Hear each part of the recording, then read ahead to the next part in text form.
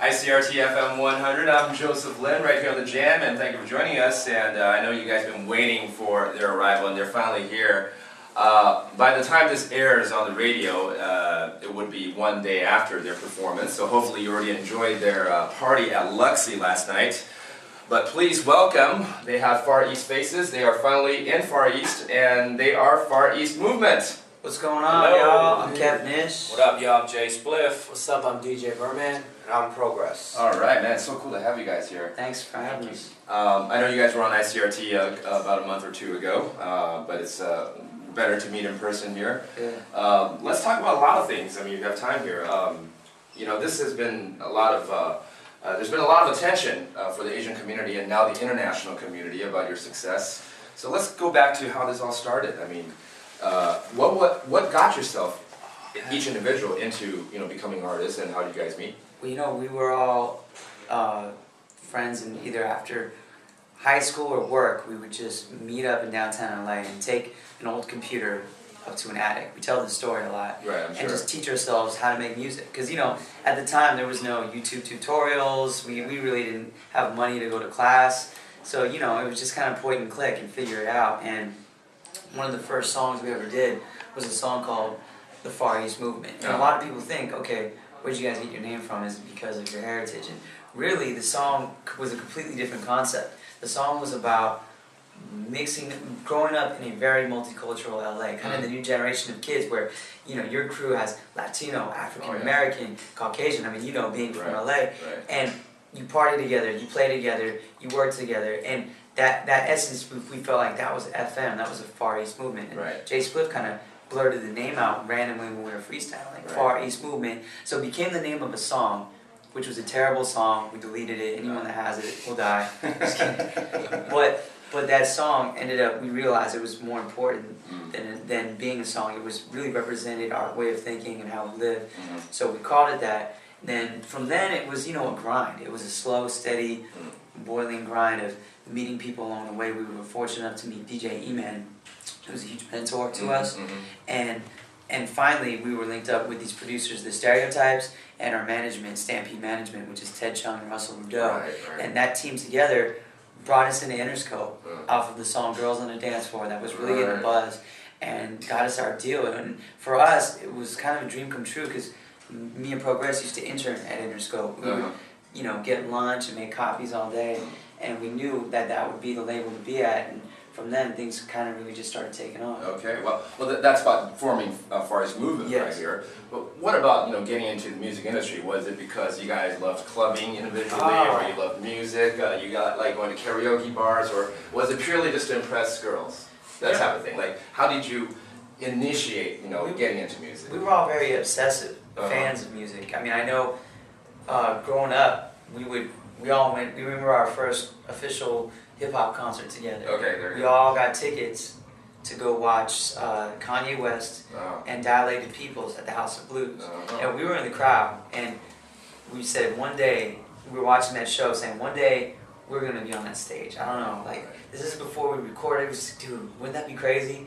And it's crazy because just last year we performed on that stage like 5 times. And it just, we thought about it being backstage. We're like, gosh, remember when we were in the crowd and he jumped up for the towel, and we're just fans, you know? I mean, and that's kind of what we say is being fans, such fans of music to get us inspired every day. The day we stop being fans is the day we're going to stop making music. Good point. Now, you know, you're on the other side of the table. When do you think was the turning point for your success right now?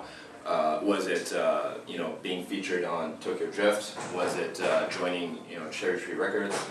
Or was it purely like a G6 that you felt that this was a turning point for the group? I'd say there was, two main factors. One of them was the song Girls on the Dance Floor. And that song really kind of got the DJs familiar with us and the industry. The labels were calling, people were like, these guys kind of have a new sound. And the second was when we linked up with our team, was Stampede Management and the Stereotypes. They really saw that, you know, this sound and this movement can be brought to a bigger place. So, you know, them along with DJ E-Man brought us to Cherry Tree, and being with Cherry Tree was definitely life changing. I mean, there was a head, Martin Kierzenbaum, who saw what we had and didn't want to change it. He said, "You guys have created this sound and this party that we want to be invited to." And he's blown up Lady Gaga. He's so many different names under his belt that for him to just accept us the way we are, when every other label was telling us, you guys might have to change this, do this, maybe come up with this. He's just like, no, I want you guys the way you are, and I believe in this and I want to push it. So that whole collective team really was what kind of was the turning point in our lives. To us to go in the studio and make music with that freedom, not thinking what the industry wants, what radio wants, what the label wants, just putting out what represents us. Right, excellent. Like a G6, of course, #1 on many different charts all over the world right now. What was your original expectations of this song? I mean, this must have been overwhelming no matter what, right? Dude, it's funny you asked that. I mean, the expectation was... Was it like you expected to be just a club hit, or less what it than is that. now? We thought, this is for the party head, this is for the kids that download music. We put it on YouTube. Yeah. Right. And we just let it live. And we put it on a free mixtape and went all across the U.S. giving it out for Just free. distributing it, huh? And we were opening for LMFAO. And DJ Verman was like, guys, I think this one could be a hit. And we're like, let's just give it out. Let's give it out. And then it was Martin Kiersma, the head, that started monitoring. He's heavy online. He was monitoring the plays online and go, yo, I've never seen a song like this grow so exponentially virally. Right. And he's like, this song could be it. And we're like, nah, we just made it for the party heads, yo. It's not for radio, not for any of that. Right. Ends up that the people spoke, and it ended up becoming our single because of the people online. Yeah.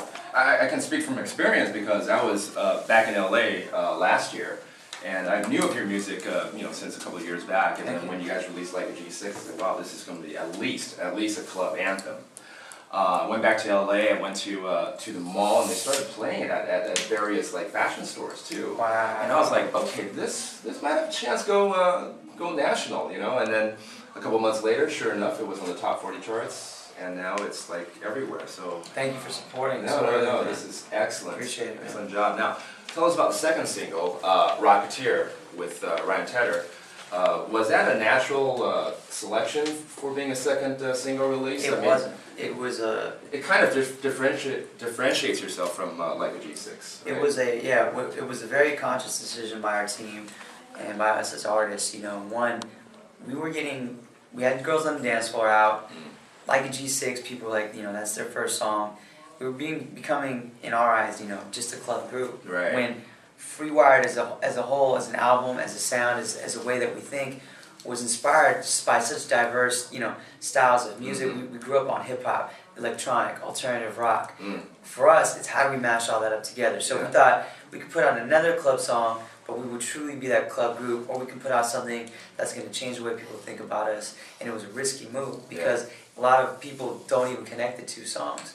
But when we played it for the head, Martin Kiersma, and even the head of Interscope, Jimmy Iovine, and the label, they were automatically like, this might be one of our most favorite songs in the building. Right. So we were happy to get that support when, for us, we were kind of known as a dance group. And the label was behind it, our management team was behind it. We just went with it, and we're very honored that it even hit the Billboard charts. I think it peaked at #7. Yes. We didn't think that the people, we weren't sure what to think. And so we're just very appreciative of the support we've been getting for it. When I heard the single, I thought that was going to be the second single. Thank you. Without knowing that you guys were going to release it as a second single, and sure enough, it became a second single. And it really does expose yourself to a different crowd, and that's great, and it's doing successfully on the charts right now. I want Progress and also Progress to speak up a little bit here too. Like how about let's go back to like artists you grew up listening to, each individually. Maybe you could talk about like name a couple, and maybe even name one that could take us by surprise.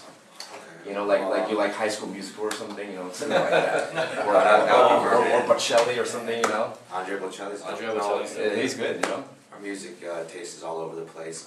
Right off the bat, I would say that one that we really are inspired by would be the Beastie Boys. We actually got to sample them on So What on our Free Wired record, and to actually get them in the studio or even just do a show with them would be amazing.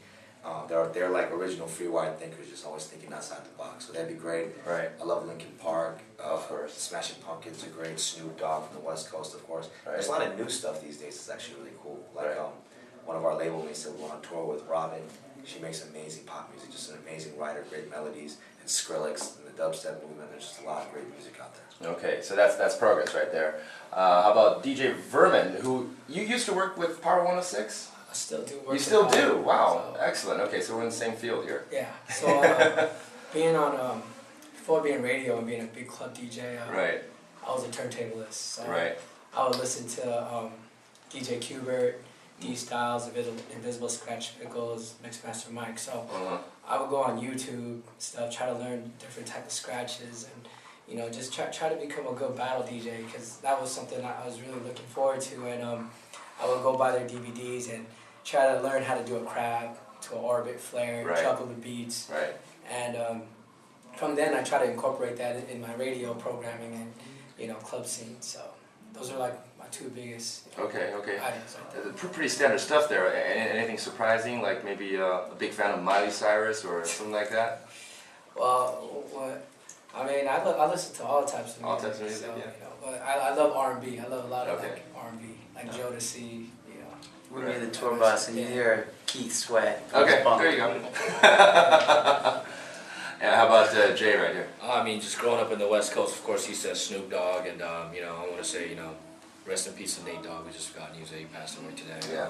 Of course, the Dog Pound. Of course, on the other side of things, which is like Muse, Smashing Pumpkins. Just our iPods. I mean, I could put it on shuffle and I'll be jamming my head like this the whole time. Mhm. So I mean, just all types of music, all types of genres that I can listen to. As long as it's good to the ear, I can listen to it. All right. Finally, Kev. Yeah. Kanye West, yes, we know about that. Yes. Yeah. No, I just actually downloaded Adele. Adele. And that was incredible. So much soul. And Oh, there's yes. a new artist, Aloe Black, that he's got I Need $1. So much soul. There's a lot of new soul coming out. So definitely looking into a lot of that. All right. I know we're running low on time right here. Just one last thing. You guys have a grading system, don't you? This sign language you Yes. do, right? Yes. With the fingers? Three fingers up. Three fingers? A lot of people, they actually mistake us for the Illuminati. Right. Yeah, no, unfortunately, sorry, we're not. We're not part of it. Yeah, but Well, you can't say you're part of it no, if you are. we're not, unfortunately. Okay. But then this is A-OK all day, free wired, nothing else. Positivity. Okay. We'll promote this sign as well. Thank you very And much. your music. Thank you. Have fun tonight. You're going to have a blast for sure. And when you're around the neighborhood, let us know. Cool. Okay? Appreciate it. Thanks a Thank lot, you. man. Thank you. Thank you. Thanks. Thank you, man. Yeah. Get well soon. Thank you. Yeah. Thank you.